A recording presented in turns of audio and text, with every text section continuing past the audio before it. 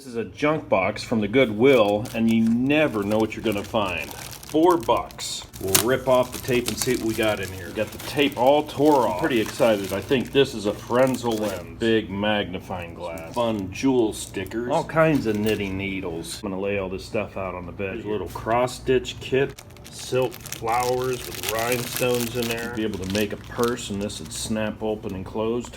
Here's a gift bag that's like the size of a garbage bag. It's like 3 foot by 4 foot. It's like Mylar film. This stuff's all peel and stick.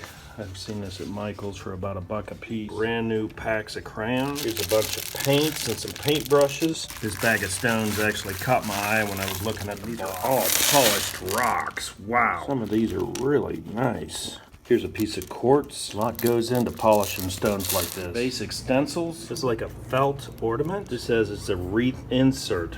And it looks like a coaster. Bunch of pumpkin stickers. Paper glue craft. Here's a bunch of odd gift bags. Palms of all kinds of colors. Colorful buttons. You can iron on these little patches onto like a picket fence and some pumpkins. Bamboo dowel rods. Posable wooden mannequin. That's cool. That's what I'm talking about. Rock that you can paint. Illustration markers, two ends on each one. These things work great. Fake pearls, a leather strap, alphabet beads. These are kind of cool. Ultrafine markers. These work really well. Here's a bow dabra, which takes ribbon, makes it into fancy bows. Some little patches. There were a bunch of crayons at the bottom of the box, and this is a paintbrush rest. For $4, a lot of fun things.